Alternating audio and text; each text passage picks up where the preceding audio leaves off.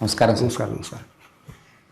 Sir, ഈ കണ്ണൂർ CPM-നുള്ളിൽ ഒരു പൊട്ടിത്തെറി നടക്കാൻ സാധ്യതയുണ്ടെന്ന് കേൾക്കുന്നു.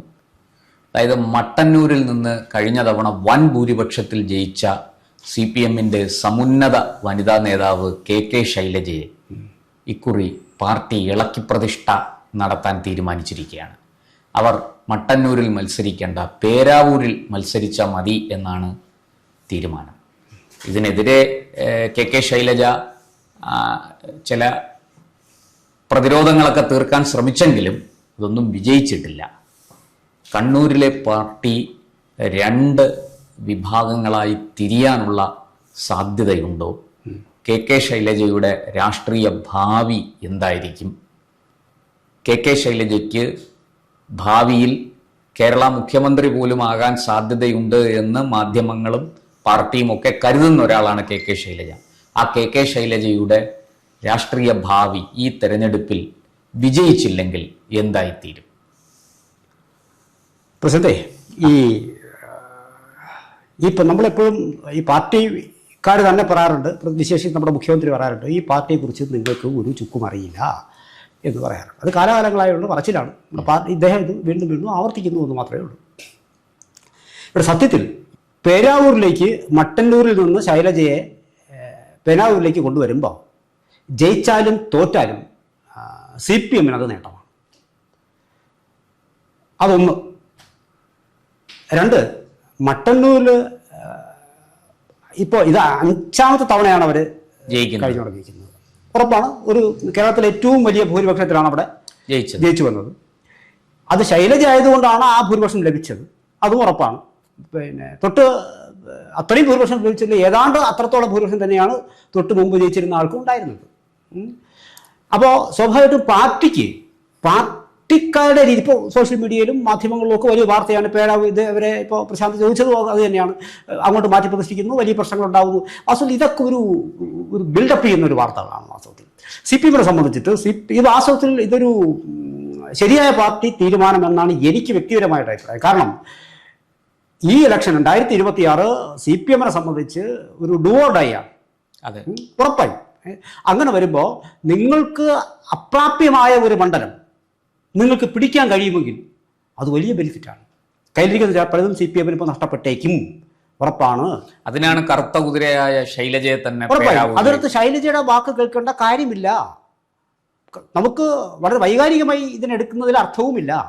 ഇപ്പം നമുക്ക് തോന്നാം, പേരാവൂർ ഇത്രയൊക്കെ വിജയിച്ചൊരു സ്ത്രീയാണ്, അവരെ ഇപ്പം പിടിച്ചിട്ട് അങ്ങോട്ട് മാറ്റേണ്ട കാര്യമുണ്ടോ? അത് നമുക്കുള്ള കാര്യമില്ല. പാർട്ടി ലെവലിൽ നിന്ന് ചിന്തിക്കുമ്പോൾ സ്വാഭാവികമായിട്ടും അവിടെ ഇത് വാസ്തവത്തിലൊരു കോൺഗ്രസ് കുത്തക മണ്ഡലം തന്നെയാണ്.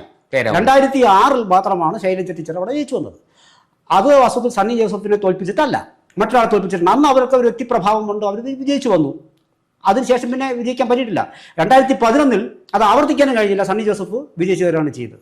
ആ സണ്ണി ജോസഫ് വിജയിച്ച് കയറിയെങ്കിലും സണ്ണി ജോസഫ് എന്ത് ചെയ്തു? കൂടുതൽ ഭൂരിപക്ഷത്തോടു കൂടിയാണ് അടുത്ത തെരഞ്ഞെടുപ്പിൽ മത്സരിച്ച് ജയിച്ചത്. ഇത്തവണ എനിക്ക് തോന്നുന്നു കഴിഞ്ഞ ലാസ്റ്റ് ടൈം 2021 3000 എത്രയോ ഭൂരിപക്ഷമാണ് ഉണ്ടായിരുന്നത്. അപ്പോൾ വാസ്തവത്തിൽ ശൈലജ ടീച്ചറെ പോലെ ഒരാൾ, പ്രത്യേകിച്ചും ഈ പറഞ്ഞ പോലെ രണ്ടാമത്തെ മുഖ്യമന്ത്രി സ്ഥാനത്ത് കറകളഞ്ഞ നിഷ്കളങ്കമായ ഒരു ഫേസ്, ഒരു ഇമേജ് ഉള്ളയാൾ പേരാവൂരിൽ മത്സരിക്കട്ടെ എന്ന് തീരുമാനിക്കുമ്പോൾ സ്വാഭാവികമായിട്ട് പാർട്ടിയാണ് അതിന് കാഴ്ചപ്പാടാണെന്ന് വെച്ചാൽ ഈ പേരാവൂർ മണ്ഡലം പിടിക്കാൻ കഴിഞ്ഞാൽ അത് പാർട്ടിക്ക് വലിയൊരു, പിന്നെ ആ കണ്ണൂർ ജില്ലയെ സംബന്ധിച്ചിട്ട് വലിയ കാര്യമാണ്. അത് തൽക്കാലം നേടാൻ കഴിയുന്നത് ശൈലജ ടീച്ചർ കൊണ്ട് മാത്രമേ ഉള്ളൂ. പക്ഷെ അതിനെ നമുക്ക് വേണമെങ്കിൽ വ്യാഖ്യാനിക്കാം. അവരിടഞ്ഞു നിൽക്കുന്നു. ഇപ്പം നമുക്ക് കേൾക്കുന്നു. പക്ഷേ ഞാനൊരു സംശയം ചോദിക്കട്ടെ. ഈ ശക്തമായ ഭരണവിരുദ്ധ വികാരം, ഒരു പിണറായി വിരുദ്ധ തരംഗം തന്നെ കേരളത്തിൽ നിലനിൽക്കുന്നുണ്ട്. അത് കണ്ണൂരും പ്രതിഫലിക്കുന്നുണ്ട്. അത് നമ്മൾ ലോക്സഭാ തെരഞ്ഞെടുപ്പിലും തദ്ദേശ തെരഞ്ഞെടുപ്പിലും അതിൻ്റെ ചില സൂചനകൾ കണ്ടതാണ്. നിയമസഭാ തെരഞ്ഞെടുപ്പിലും അങ്ങനെ ഒരു തൂത്തുവാരിക്കൊണ്ട് കണ്ണൂർ ജില്ല മൊത്തം പാർട്ടിക്ക് കൊണ്ടുപോകാം എന്നൊരവസ്ഥയല്ല. അങ്ങനെയെങ്കിൽ ഈ UDF കഴിഞ്ഞ കുറച്ച് നാളുകളായിട്ട് സ്ഥിരമായിട്ട് ജയിച്ചുകൊണ്ടിരിക്കുന്ന പേരാവൂരിൽ KK ശൈലജയെ പോലൊരു നേതാവിനെ മത്സരിക്കാൻ അയക്കുന്നത്, ആ തീരുമാനം ആത്മഹത്യാപരമല്ലേ? അങ്ങനെ ആത്മഹത്യാപരമാകില്ല. കാരണം എന്തുകൊണ്ട് ഈ ഭരണവിരുദ്ധ വികാരം 2016-ലും 2021-ലും പേരാവൂർ ജയിച്ചത് സണ്ണി ജോസഫാണ്. 16-ൽ നല്ല പിന്നെ പിന്നെ ഇടതുപക്ഷത്തിന് നല്ല ഇടത് തരംഗം ഉണ്ടായിരുന്നല്ലോ. സണ്ണി ജോസഫ് ജയിച്ചില്ലേ? ആ തരംഗത്തിനോട് നിന്ന് പിടിച്ചു. ഇനി പിന്നെ തൊട്ടടുത്ത ഇലക്ഷൻ വന്നപ്പോൾ വീണ്ടും സണ്ണി ജോസഫ് ജയിക്കുകയാണ് ചെയ്തത്. ഇപ്പോൾ താങ്കൾ ഈ പറഞ്ഞതുപോലെയുള്ള വളരെ പിന്നെ വലിയ പിന്നെ ഭരണവിരുദ്ധ വികാരമുണ്ട്. പക്ഷേ ആ വിരുദ്ധ വികാരത്തെ കണ്ണൂർ ജില്ലയിലെ പേരാവൂരിൽ ശൈലജ ടീച്ചറെ ഇറക്കിക്കൊണ്ട് മറികടക്കാം എന്നാണ്. അതൊരു പക്ഷേ കണ്ണൂർ ജില്ലയിൽ പല ഭാഗങ്ങളിൽ ഇത് എറിക്കും അവരുടെ സ്ഥാനാർത്ഥിത്വം. പിന്നെ മുഖ്യമന്ത്രി ഈ സ്ഥാനത്തേക്ക് ഉയർത്തി കാട്ടുന്നതിൽ തെറ്റൊന്നുമില്ല. പക്ഷെ അത് അവരിപ്പോ പോളിറ്റ് ബ്യൂറോ മെമ്പർ ഒന്നും അല്ല, അതുകൊണ്ട് തന്നെ മുഖ്യമന്ത്രിയാകാനുള്ള സാധ്യതയും വളരെ. പക്ഷെ അതിനകത്ത് വേറെ കാര്യം കൂടിയുണ്ട്. വാസ്തവത്തിൽ ഇവര് നമ്മൾ ഈ ഒരു ഇമേജ് ബിൽഡപ്പ് എന്ന് പറയുന്നത് മീഡിയ വഴി പിന്നെ ലഭിച്ച ഒരു ഹൈപ്പാണ് വാസ്തവത്തിൽ ശൈലജ ടീച്ചർക്ക് ഉള്ള. അവർ പരിചയസമ്പന്നത ഇല്ലെന്നെല്ലാം പറയുന്നത് വളരെ പോളിഷ് ചെയ്ത സംസാരം, പിന്നെ രാഷ്ട്രീയ പരിചയസമ്പന്നതയുടെ പേരിലുള്ള മീഡിയ എങ്ങനെ കവർ ചെയ്യണം, ആൾക്കാരോട് എങ്ങനെ ചെയ്യണം. ഇപ്പോൾ ഈ ഡോക്ടർമാരുടെ സമരം പണ്ടുണ്ടായിരുന്ന സമയത്തൊക്കെ വളരെ കോവിഡ് സമയത്ത് എത്ര തന്മയത്വത്തോടെ അവർ അതിനകത്ത് നല്ല വൈദഗ്ധ്യമുള്ള ഒരു ലേഡിയാണ്. നമ്മളിപ്പോൾ ആദൂരിൽ നഗരസഭാ ചെയർമാനായിരുന്ന നമ്മുടെ ഗോവിന്ദന്റെ ഭാര്യ ഉണ്ടല്ലോ, ഗോവിന്ദൻ മാഷിന്റെ ഭാര്യ, അവരിപ്പോൾ ശ്യാമള പി കെ ശ്യാമള, അവരെയൊക്കെ വെച്ച് നോക്കുമ്പോൾ ഇത്രയും ഉയരത്തിലാണ് പിന്നെ ശൈലജ ടീച്ചർ എന്ന് പറയുന്നത്. അപ്പോൾ ആ കണ്ണൂരിലെ CPM നേതാക്കളെ വെച്ച് നോക്കുമ്പോൾ അതിൽ ഒരു കാരണവശാലും നിരാകരിക്കാൻ കഴിയാത്ത ഒരു ഫേസാണ്, ഒരു മുഖമാണ്. ഉറപ്പായി. ഇപ്പോൾ താങ്കൾ എന്നെ നേരത്തെ സൂചിപ്പിച്ചു ഒരുപക്ഷെ പരാതി പിന്നെ പോളിറ്റ് ബ്യൂറോയിലോട്ടോ പോയിട്ടുണ്ടെന്ന് പറയുന്നു. സ്വാഭാവികം ഇവർക്ക് വ്യക്തിപരമായ താല്പര്യം. കഴിഞ്ഞ ദിവസം അങ്ങനെ വാർത്തകൾ ഉണ്ടായിരുന്നു, സോഷ്യൽ മീഡിയയിൽ അങ്ങനെ ഒരു ചർച്ചയുണ്ടായിരുന്നു. അതായത് താൻ മത്സരിക്കുന്നെങ്കിൽ മട്ടന്നൂര് തന്നെ, പേരാവൂരിൽ തനിക്ക് മത്സരിക്കാൻ താല്പര്യമില്ല, തന്നെ മനഃപൂർവ്വം പേരാവൂരിലേക്ക് മാറ്റി പ്രതിഷ്ഠിക്കുകയാണ്, ഇത് ശരിയല്ല എന്നൊക്കെ പറഞ്ഞ് KK ശൈലജ പോളിറ്റ് ബ്യൂറോ PBയെ സമീപിച്ചു. അവർ കേന്ദ്ര കമ്മിറ്റി അംഗമാണ്. അപ്പോൾ PBയെ സമീപിച്ചു എന്ന തരത്തിലാണ് വാർത്തകളൊക്കെ വന്നത്. പക്ഷെ ആ വാർത്തകൾക്ക് വലിയ ആയുസ്സൊന്നും ഉണ്ടായില്ല. ഇപ്പോൾ അതിനെക്കുറിച്ച് അങ്ങനെ ഒന്നും കേൾക്കുന്നുമില്ല. നമ്മുടെ ചില മാധ്യമങ്ങളൊക്കെ അത് റിപ്പോർട്ട് ചെയ്തിരുന്നു. പക്ഷെ അതിനകത്തൊരു കാര്യം, വ്യക്തിപരമായി ഒരു പാർട്ടി കേഡർ എന്നുള്ള പിന്നെ നിലയിൽ ശൈലജ ടീച്ചർക്ക് PBക്ക് പരാതി പറയാം. ഇവിടുത്തെ തൃപ്തിയില്ലെങ്കിൽ പരാതി പറയാം. പക്ഷെ അതിനെ PB പരാതി പറഞ്ഞിട്ടുണ്ടെങ്കിൽ അത് അവരുടെ അവകാശമാണത്, ആ പരാതി പറച്ചിൽ എന്ന് പറയുന്നത്. അത് അവർ ചെയ്തിട്ടുണ്ടാകാം, നമുക്ക് പറയാൻ പറ്റില്ല. പക്ഷേ എങ്കിൽ പോലും പാർട്ടി സംസ്ഥാന ഘടകത്തിൻ്റെ ഈ സ്ഥാനാർത്ഥി നിർണയത്തിൽ അഭിപ്രായം മറികടന്നുകൊണ്ടൊരു തീരുമാനം വരാൻ സാധ്യത. കാരണം അവിടെ പാർട്ടി ഉന്നയിക്കുന്ന കാര്യം ഈ ഒരൊറ്റ റീസൺ ആണ് ബിഹൈൻഡ് ദാറ്റ്, ഇതാണുള്ളത്, ഇവിടെ നമുക്ക് അത് കിട്ടില്ല. അതായത് സാറേ, കണ്ണൂർ ജില്ലയിൽ ഒരു സീറ്റിൽ പോലും UDFനെ ജയിക്കാൻ അനുവദിക്കരുത്.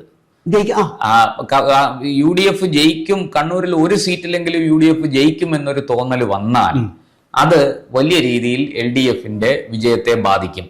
പിന്നെ മലപ്പുറവും എറണാകുളവും ഒക്കെ ഏതാണ്ട് UDF തൂത്തുവാരി കൊണ്ടുപോകുമെന്ന് തദ്ദേശ തെരഞ്ഞെടുപ്പിന്റെ ഫലം സൂചിപ്പിക്കുന്നുണ്ട്, ഇടുക്കി, കോട്ടയം. അപ്പൊ അതിന് പകരം മറ്റു ചില ജില്ലകൾ അതുപോലെ LDF തൂത്തുവാരണം.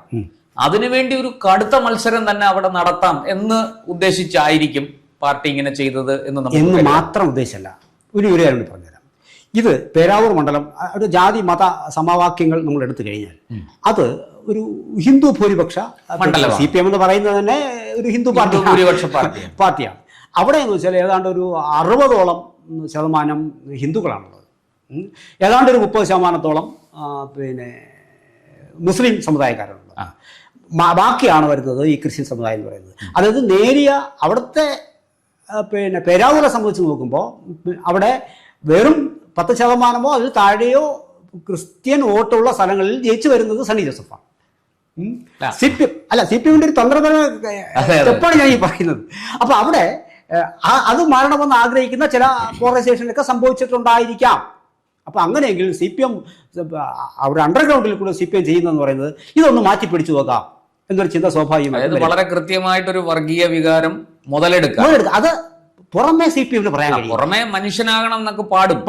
പക്ഷെ അകമേ ചെയ്തിരിക്കുന്നത് വളരെ കൃത്യമായിട്ട് ഈ ഒരു ധ്രുവീകരണത്തെ കൃത്യമായി സൃഷ്ടിക്കാൻ എടുത്തുകൊണ്ട് ചെയ്യാം. അവിടെ ബി ജെ പിക്ക് ഏതാണ്ട് എനിക്ക് 10,000 താഴെ വോട്ടുകളെ ഉള്ളൂ. 5-10 ഒരു സംഭവമൊക്കെ ഉണ്ട് ഇപ്പോൾ കഴിഞ്ഞ 2 ഇലക്ഷനിലാണ് കണ്ടുവരുന്നത്. അപ്പോൾ ആ സാഹചര്യത്തിൽ ഇതിനെ കൂടി ഒന്ന് മുതലെടുക്കാം, ഒന്ന് പൊളിച്ചെടുക്കാം എന്ന് CPM അവരുടെ കെ ശൈലജയിലൂടെ മുതലെടുക്കാം. പക്ഷേ വേറൊരാളെ നിയോഗിച്ചാൽ അത് സാധിച്ചെന്ന് വരില്ല. ഇത്രയും ഒരു ഇമേജ് ഉള്ള ഒരു ലേഡിയെ നിർത്തിക്കൊണ്ട് ഇപ്പൊ ഇങ്ങനെയുള്ള കാൽക്കുലേഷൻസ് ഒക്കെ വന്നിട്ടുണ്ട്. ഇത് പക്ഷേ CPM പുറത്തു പറയാൻ കഴിയില്ല. സാർ, പാർട്ടിയുടെ ആ ഒരു താല്പര്യം നമുക്ക് മനസ്സിലാക്കാം. പക്ഷേ കണ്ണൂർ ജില്ലയിൽ പാർട്ടി ചെറിയ വിഭാഗീയതയല്ല നേരിടുന്നത്. അതല്ല അവിടെ ഈ പി ജയരാജൻ എന്ന ഒരു ശക്തി ദുർഗം ഒരു വശത്ത് വലിയ വെല്ലുവിളി ഉയർത്തിക്കൊണ്ട് നിശബ്ദനായിട്ട് നിൽക്കുകയാണ്. പക്ഷേ അദ്ദേഹത്തിന്റെ അതൃപ്തിയും രോഷവും തെരഞ്ഞെടുപ്പിൽ പ്രതിഫലിക്കാനുള്ള സാധ്യത വളരെ വളരെ കൂടുതലാണ്. കാരണം പാർട്ടി അണികൾക്കിടയിൽ ഏറ്റവും ശക്തമായ സ്വാധീനം, ഒരു പക്ഷേ പിണറായി വിജയനേക്കാൾ കൂടുതൽ സ്വാധീനമുള്ള ഒരു നേതാവാണ് പി ജയരാജൻ. അതൊന്ന്. 2, ഇ പി ജയരാജൻ ഇന്ന് പാർട്ടിക്ക് അഭിമതനാണോ അനഭിമതനാണോ? ഈ ചോദ്യം വളരെ ശക്തമായിട്ട് ഉയരുന്നുണ്ട്. ഇങ്ങനെ തൊട്ട് ഞാൻ കൂടുതൽ ആഴങ്ങളിലേക്ക് പോകുന്നില്ല. ഇപ്പോൾ ഏറ്റവും അവസാനം ജില്ലാ സെക്രട്ടറി ആയിട്ട് വന്നത് കെ രാഗേഷാണ്. രാഗേഷ് പി ജയരാജനുമായിട്ട് വലിയ ബന്ധമുള്ള ഒരു നേതാവൊക്കെ ആണെങ്കിലും ഈ രാഗേഷിന്റെ വരവ് രുചിക്കാത്ത ആൾക്കാർ കണ്ണൂരിലുണ്ട്.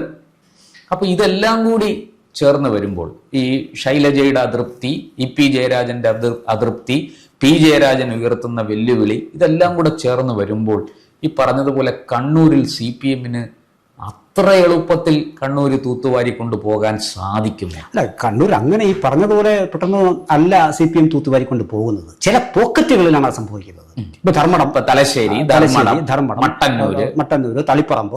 ഇങ്ങനെ. പക്ഷേ പിന്നെ ഈ ലോക്സഭ വരുമ്പോൾ ഇതെല്ലാം മാറുമല്ലേ. വളരെ എളുപ്പത്തിലല്ല അവർ കാര്യം സാധിച്ചുകൊണ്ട് പോകണം. പക്ഷേ ഇവിടെ ഇപ്പം നമ്മൾ പറഞ്ഞു 3 ജയരാജന്മാർ ഏറെക്കുറെ ഒതുക്കപ്പെട്ട അവസ്ഥയിലാണ്. എം പി ജയരാജൻ ഒഴിച്ചു നിർത്തി കഴിഞ്ഞാൽ അവരുടെ കുറച്ചുകൂടി ഇ പി ജയരാജൻ ഏറെക്കുറെ ഇനാക്റ്റീവ് ആണ്. പിന്നെ പി ജയരാജനെ പർപ്പസ്ഫുള്ളി തന്നെ ഒതുക്കി. അതാണ് ഞാൻ ആദ്യം പറഞ്ഞത്. പി ജയരാജനെ ഏത് രീതിയിലാണോ മാറ്റി നിർത്താനുള്ള സാഹചര്യം ഈ ഒഫീഷ്യലി പാർട്ടി നേടിയെടുത്തു എന്നതുപോലെ ഞാൻ 2 നേട്ടങ്ങളുണ്ട്. ഇത് ജയിച്ചാലും തോറ്റാലും CPMന്റെ നേട്ടം എന്ന് പറഞ്ഞത്, തോറ്റു കഴിഞ്ഞാൽ ശൈലജ ടീച്ചർ തോറ്റു കഴിഞ്ഞാൽ സ്വാഭാവികമായി അവർ ഈ പി ജയരാജന്റെ അവസ്ഥയിലേക്ക് പോകും. അതൊന്ന്. ഈ സ്ത്രീക്ക് ഇത്രേ ഉള്ളൂ. പി ജയരാജൻ ഉയർത്തുന്ന വെല്ലുവിളി കെ ശൈലജയ്ക്ക് ഉയർത്താൻ സാധിക്കില്ല. സ്വാഭാവികമായിട്ട് അവർ സൈലന്റ് ആക്കപ്പെടും. ഇനി ജയിച്ചു വന്നാൽ അതും പാർട്ടിക്ക് നേട്ടമാണ്. പാർട്ടി ഇങ്ങനെ എറിയുന്നത് 2 തരത്തിലാണ്. രണ്ടിന്റെ ഈ കോണി എവിടെ ചെന്ന് കൊണ്ടാലും അത് പാർട്ടിക്ക് നേട്ടം. ഇനി ഒരു പക്ഷേ ജയിച്ചാൽ പാർട്ടിക്ക് ഒരു സീറ്റ് അധികം കിട്ടുകയാണ്. അതായത് കിട്ടുമെന്ന് പ്രതീക്ഷയില്ലാതിരുന്ന ഒരു സീറ്റ് അധികം കിട്ടുമെന്ന് ഒരു പ്രതീക്ഷ പറഞ്ഞത് പോവുകയും ചെയ്യും. അപ്പൊ അത് മട്ടന്നൂര് നിലനിർത്തിക്കൊണ്ട് തളിപ്പറമ്പ് നിലനിർത്തിക്കൊണ്ടൊക്കെ CPMന് ഈ പറഞ്ഞതുപോലെ പേരാവൂര് കൂടെ പിടിച്ചെടുക്കുന്നു. അതൊന്ന്. രണ്ടാമത്, ഇനി തോറ്റുപോയാൽ കെ ശൈലജ എന്ന രാഷ്ട്രീയ നേതാവിന്റെ രാഷ്ട്രീയ ജീവിതം അവിടെ അവസാനിക്കുമോ, ഒതുക്കപ്പെടുമോ? പി ജയരാജന്റെ അതേ ആ വിഭാഗത്തിലേക്ക് സമാനമായ സാഹചര്യം വരും. പക്ഷെ അവിടെ സൂക്ഷിക്കണം. അത് നമുക്ക് മറ്റൊരു ടോപ്പിക്കാണ്, പിന്നീട് എടുക്കാവുന്നതാണ്. കാരണം ഇപ്പോൾ ഈ ഇലക്ഷൻ കഴിഞ്ഞു കഴിഞ്ഞാൽ മാത്രമേ അത് പറയാൻ പറ്റുള്ളൂ. ഇപ്പോൾ ഇലക്ഷൻ പിന്നെ ഈ വരുന്ന 2026 ഇലക്ഷനിൽ CPM ജയിച്ചു എന്നിരിക്കട്ടെ, ശൈലജ തോറ്റു നിൽക്കുക, സംഭവങ്ങളെല്ലാം മാറി. ഇനി CPM ജയിച്ചിട്ട് CPM തോറ്റു, ശൈലജ ജയിച്ചു, ഇതെല്ലാം നമ്മൾ പോസിബിലിറ്റീസ് നോക്കണം. മറിച്ച് പിന്നെ കോൺഗ്രസ് പറയുന്നത് 100-100ഓളം സീറ്റുകൾ പിടിക്കുമെന്ന് പറയുന്നു. കോൺഗ്രസ് അത് പിടിച്ചു, സണ്ണി ജോസഫ് തോറ്റുപോയി. അതും അവർക്ക് വഴിയാണ്. കോൺഗ്രസിനുള്ളിൽ വലിയ പ്രശ്നമാകും. അപ്പോൾ ഇങ്ങനെയുള്ള പക്ഷെ അവിടെയാണ് എന്റെ ചോദ്യം. അങ്ങനെ UDF വലിയ ഭൂരിപക്ഷത്തിൽ ജയിക്കുകയും CPM വലിയ പ്രതിരോധത്തിലാകുന്ന തരത്തിൽ ഒരു തോൽവി നേരിടുകയും ചെയ്തു. കെ ശൈലജ പക്ഷെ ജയിച്ചു വന്നു. എന്തായിരിക്കും പാർട്ടിയുടെ ഭാവിയിൽ കെ ശൈലജയ്ക്ക് പാർട്ടിക്കുള്ളിലെ സ്ഥാനം? അതാണ് ഞാൻ പറഞ്ഞത്. 26 തെരഞ്ഞെടുപ്പിന് ശേഷമാണ് താങ്കൾ ഈ പറഞ്ഞത് സംഭവിക്കാൻ ചർച്ച ചെയ്യാൻ ഇരിക്കുന്നത്. കാരണം ഇങ്ങനെ ഒതുക്കപ്പെട്ടവർ അങ്ങനെ സാഹചര്യം താങ്കൾ പറഞ്ഞതുപോലെ തന്നെ ഇനി ഒരു തെരഞ്ഞെടുപ്പ് കൂടി പിണറായി നയിക്കുമെന്ന് പറയാനുള്ള സാധ്യത ഇല്ല. അതെ, 2031 പിണറായി പാർട്ടി ഇവിടെ തോൽക്കുകയും പ്രതിപക്ഷത്താക്കപ്പെടുകയും ചെയ്യുന്ന സാഹചര്യത്തിൽ ഈ ശൈലജ ടീച്ചർ ജയിച്ചു വരികയും ചെയ്തു കഴിഞ്ഞാൽ അവിടെ ഒരുപക്ഷെ അവർ പ്രതിപക്ഷ നേതാവായേക്കും. ഇങ്ങനെയുള്ള അത് സാധ്യത പാർട്ടി അവിടെ പാർട്ടി വെട്ടാനുള്ള തീരുമാനം ഇപ്പോൾ എടുത്തിട്ടുണ്ടാവും. ഇതൊക്കെ നമ്മൾ ചിന്തിക്കുന്നതിന് മുമ്പ് തന്നെ ഈ പാർട്ടി ഇതൊക്കെ കുറച്ച് ഇവർ ജയിച്ചു വന്നാൽ എന്താ ആകണം, എങ്ങനെ ആക്കണം എന്നുള്ള കാര്യം അവർ തീരുമാനിക്കും. പക്ഷെ എങ്കിൽ കൂടിയും അടുത്ത ഒരു 5 വർഷത്തിനുള്ളിൽ ഇങ്ങനെ ഒതുക്കപ്പെട്ട നാവുകളുടെ പുതുചലനങ്ങൾ നമ്മൾ വരും 5 വർഷത്തിൽ നമ്മൾ കാണും. തീർച്ചയായിട്ടും നമുക്ക് കാത്തിരിക്കാം. എന്തായാലും പേരാവൂരിൽ കെ ശൈലജ ഒരു മികച്ച മത്സരം കാഴ്ചവെക്കട്ടെ. അവിടെ പറഞ്ഞതുപോലെ LDF UDF തമ്മിൽ നേരിട്ടുള്ള ഒരു ഏറ്റുമുട്ടലാണ്. ആര് ജയിക്കുമെന്ന് നമുക്ക് വോട്ടെണ്ണുന്ന ദിവസം മാത്രമേ അറിയാൻ കഴിയുകയുള്ളൂ. പാർട്ടിക്കുള്ളിലെ ഈ മാറിയ രാഷ്ട്രീയ സാഹചര്യങ്ങൾ ഈ പേരാവൂരിലെ കെ ശൈലജയുടെ ജയപരാജയങ്ങളെ സ്വാധീനിക്കുമെന്ന് തീർച്ചയായും ഉറപ്പാണ്. കൂടുതൽ വാർത്തകളും വിശേഷങ്ങളും നേരിട്ട് ലഭിക്കാൻ ജനങ്ങളിൽ നിന്ന് ജനങ്ങളിലേക്ക് ജനഭൂമി ന്യൂസ് സബ്സ്ക്രൈബ് ചെയ്യൂ. ബെൽ ബട്ടൺ അമർത്താനും മറക്കരുത്.